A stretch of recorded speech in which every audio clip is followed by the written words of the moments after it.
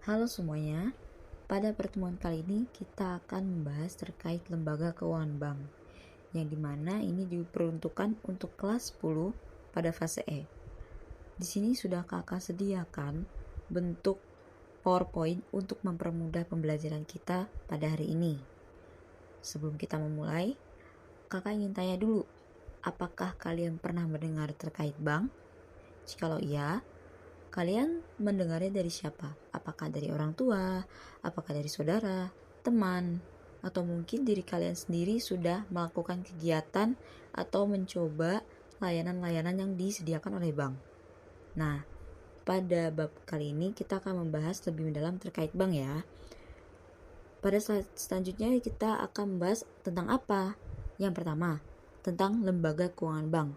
Lalu ada tentang bank sentral, lalu bank umum, dan lalu contoh kegiatannya, dan juga contoh nyatanya, serta fungsi bank. Nah, selanjutnya terkait apa itu bank. Di sini sudah tertulis ya, bank adalah badan usaha yang menghimpun dana dari masyarakat dalam bentuk simpanan dan menyalurkannya kembali kepada masyarakat dalam bentuk kredit atau pembiayaan, serta menyediakan berbagai jasa keuangan lainnya. Di Undang-Undang Nomor 10 Tahun 1998 tentang perbankan, di situ sudah tercatat apa pengertian dari bank. Bahwa yang pertama adalah menghimpun dana. Ini misalnya kita menabung, kita berinvestasi, bank itu menyediakan hal seperti itu. Selanjutnya, misalnya dalam bentuk simpanan, lalu menyalurkannya kembali kepada masyarakat dalam bentuk kredit atau pembiayaan, yaitu kayak misalnya menyediakan layanan kredit, lalu juga layanan misalnya membiayai dahulu, ya kayak gitu, serta menyediakan berbagai jasa keuangan lainnya seperti transfer. Lalu sini kita bisa lihat, nah ini ada gambarnya ya.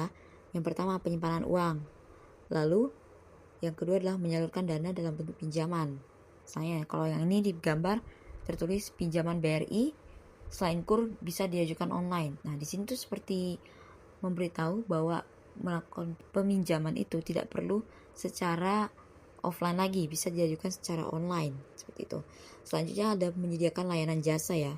Jika kalian pernah melihat laman dari website ataupun aplikasi bank online, misalnya ini di gambar yang kakak sediakan adalah layanan jasa yang disediakan oleh Bank BNI yang secara online menggunakan aplikasi Wonder.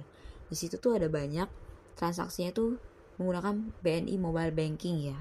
Nah, ada kayak QRIS, Wallet, Tikado, Life Goals, dan lain. Lalu ada juga mencetak uang. Nah, mencetak uang ini hanya dilakukan oleh satu bank saja. Tidak seperti kalau yang di atas gambar satu, kan ada Bank Mandiri, bank selanjutnya di sampingnya ada Bank BRI, terus di contoh bawah lagi ada Bank BNI. Kalau mencetak uang ini hanya dilakukan oleh satu bank, yaitu bank sentral saja. Nah, karena itu kakak akan menjelaskan apa itu bank sentral di slide selanjutnya. Oke, di sini bank sentral itu adalah lembaga yang memiliki tugas utama mengatur dan mengawasi sistem perbankan di suatu negara. Perannya sangat penting dalam menjaga stabilitas ekonomi dan moneter. Di sini bisa kita lihat ya, bank sentral dari negara Indonesia adalah Bank Indonesia dengan logo yang seperti itu ya, atau kadang kita kenal dengan nama Bank Indonesia. Nah, di sini kan ada kakak garis bawahi menjaga stabilitas ekonomi dan moneter. Misalnya stabilitas ekonomi itu misalnya jikalau ada inflasi, kenaikan harga begitu, ataupun misalnya penyebaran uang itu misalnya kayak moneter, dan juga terkait tentang menaikkan atau menurunkan suku bunga itu terkait dengan moneter. Nah, biasanya menjaga stabilitas ekonomi itu Bank Indonesia akan berperan aktif bersama dengan pemerintah. Sedangkan untuk mengatur moneter itu akan berperan aktif dengan OJK. Apa itu OJK? Yaitu Otoritas Jasa Keuangan. Selanjutnya adalah bank umum. Di sini bisa kita lihat ya, macam-macam bank umum tuh banyak banget. Ada Citibank, HSBC, Bank Mandiri, Bank BRI. Bisa kita lihat semua di sini ya, ada banyak macamnya. Dan seperti yang kalian tahu, bukan hanya dari logo ini. Jikalau kalian berjalan ke sekitar Slamet Riyadi, situ banyak bank yang berjejer ya. Bukan hanya bank yang dari Indonesia, ada juga yang dari luar negeri, kayak ada yang Cina, ada Bank Korea. Kalau kalian pernah lihat ya, Bank Hana itu Bank Korea. Nah, kayak gitu. Nah, di sini ada pengertiannya, yaitu lembaga keuangan yang berfungsi untuk memberikan layanan keuangan bagi masyarakat secara umum. Nah, bank umum itu lebih fokus pada layanan dan produk keuangan yang digunakan oleh masyarakat. Layanannya misalnya yang tadi kayak transfer, lalu menabung, lalu usaha kredit. Adapun juga misalnya produk keuangannya itu kayak, kalau bank tuh biasanya ada tabungan simpan pinjam, ada tabungan pelajar, ada tabungan pekerja, kayak gitu. Nah, itu adalah bentuk produk keuangan dan juga layanan yang disediakan oleh bank umum. Nah, ada satu hal yang perlu diketahui, bahwa bank umum itu biasanya lebih berfokus kepada terkait meraup keuntungan daripada masyarakat, seperti itu. Nah, selanjutnya ini adalah contoh kegiatan bank sentral. Pertama, menetapkan dan melaksanakan kebijakan moneter.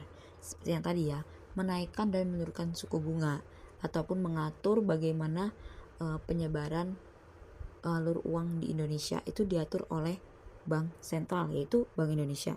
Selanjutnya, mengatur dan menjaga kelancaran sistem pembayaran.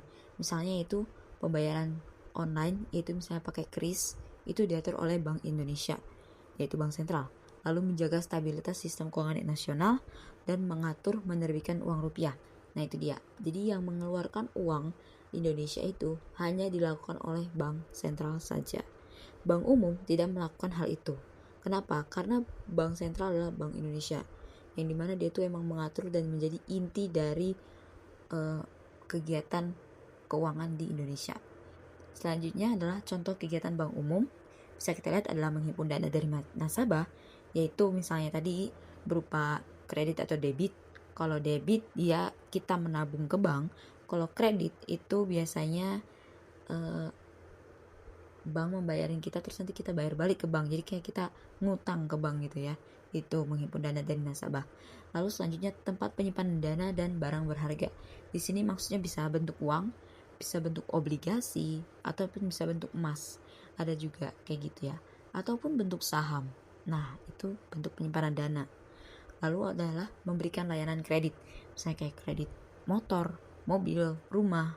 Pernah dengar kan? Kayak bank itu dia akan memberikan kredit atau pinjaman kepada nasabahnya. Misalnya kayak UMKM kayak gitu, biasanya ada tuh yang mengajukan layanan kredit ke bank. Nanti akan dikompromiin kayak gitulah. Selanjutnya lah memindahkan dana nasabah. Ini sistem transfer ya.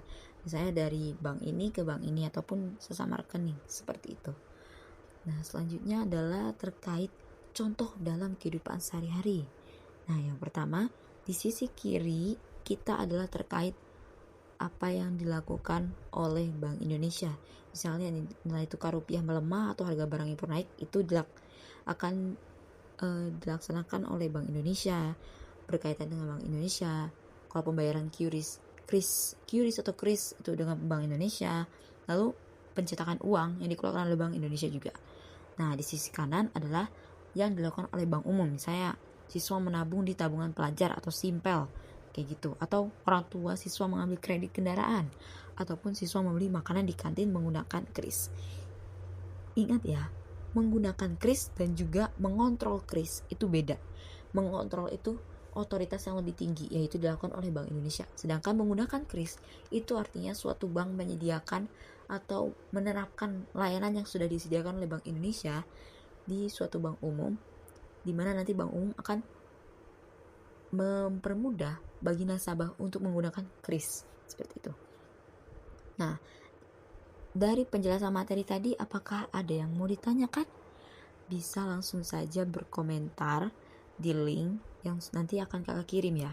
Nah, jika tidak ada yang mau bertanya, kita akan lanjut ke soal untuk diskusi kelompok. Bisa kalian scan. Nah, untuk bagaimana pembagian kelompoknya, nanti bisa kalian langsung catat saja seperti biasa, atau bisa menggunakan kelompok yang sebelumnya ya. Nanti kakak beri polling suara, kalian mau tim baru atau tim lama.